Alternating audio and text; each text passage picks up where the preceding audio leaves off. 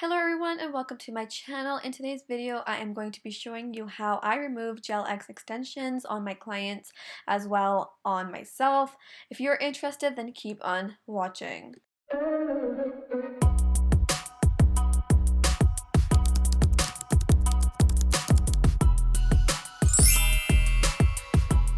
So the first thing I'm going to do is grab a nail clipper and clip away all of the extra length because we do not need that length and we do not need to waste time soaking through all of that extra length if we can just, clip it away.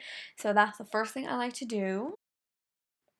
So the next thing I'm going to do is I'm going to go in with my e-file and I am taking a extra coarse carbide bit for the removal, and I'm just going to then go over the nail tips, making sure that all of the color is off. I'm going to try my best to get it as thin as possible. That way we just have a very minimal product left for us to soak through. Now these extensions are Gel X extensions, but this process works perfectly fine with acrylic extensions as well. So if you are using acrylic or polygel or any other medium, this is exactly the same way I remove my nails for that as well. So I'm just going to just file the product down as thin as possible, whichever medium it is, and I'm just going to then soak it off, and it just soaks off a lot easier when there is a thinner product on there. Alright, next I'm just going to grab some 100% acetone to soak it off, and I'm also going to be grabbing the small little foils that are pre-made for soak-offs that I grabbed from Amazon, and they just have a little small cotton pad already attached in them, and all you need to do then is just saturate that with the acetone, and then you can just wrap it around the nail. So I used to soak my clients' nails in a little bowl with some acetone, and I just found that that just used to waste so much more like product, and it was a lot more messier. So I'm really happy that I found this way, and I prefer doing it like this now because as soon as you are done soaking, you can just dispose of these little foil wraps. Alright, so when I'm soaking off clients' nails, I like to do one hand at a time. So I'm just going to finish this hand and wrap them in the foil, and then I'm going to go on to the second hand and do the whole filing process and get those wrapped into foil as well. And by the time I'm done the second hand, the first hand would have soaked for long enough for me to then just go on with the next removal process. Alright, so after they have soaked for about 5 to 10 minutes, I like to go in with this gel scraper tool from Amazon, and I then remove the foil and I start scraping away everything that I can scrape off. If there is any product that is left behind, I just like to go in and put that foil back onto the finger, and if you feel like the foil or like that little cotton pad has dried a little bit, you can just pour some acetone into it and definitely wrap it again. And I like to repeat this process until all of the product is off. Alright, so since we are going in with a new set right after this removal, I like to go in and do some prep work after.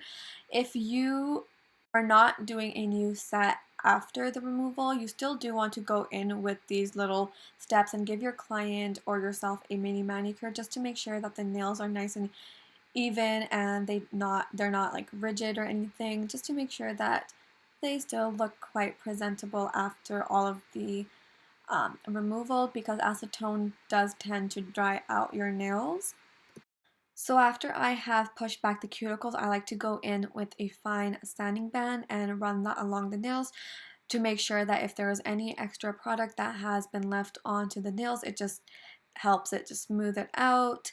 And this is a very important step in my prep routine anyways. These are the steps that I follow on every single client, and I'm just going to make sure that they are nice and smooth and free of any shine and oils, and I'm also going to push back the cuticles further with this nail bit. I am next going in with a tiny little cuticle ball bit, and I'm going to run that along the cuticles to further exfoliate them and get rid of any dead tissue or keratin that is left on the nail plate. And I'm also going to lift up that nail fold for me to have it more visible so I know exactly what to cut off. Next, I'm just going to go in with a cuticle nipper and nip away all of the dead tissue around the nail. After I have the cuticles nipped away, I do go in with a nail file, making sure that all of the nails are even and they are not rigid, just making sure, again, they just look nice and clean. And if you are going in with a new set right after this removal, then at this point you are ready to apply the new extension. But if you are planning on not doing any extension after, then do go in with some cuticle oil just to make sure that we bring in some moisture into the nails, just because the acetone can be quite drying. Just for the sake of this video, I did go in and apply some cuticle oil to show you how nice and healthy the nails still look after the removal. And that is all for this video. I do hope that you did enjoy, and if you did, do not forget to give it a thumbs up and also subscribe while you are at it, and I shall see you all in my next video. Bye!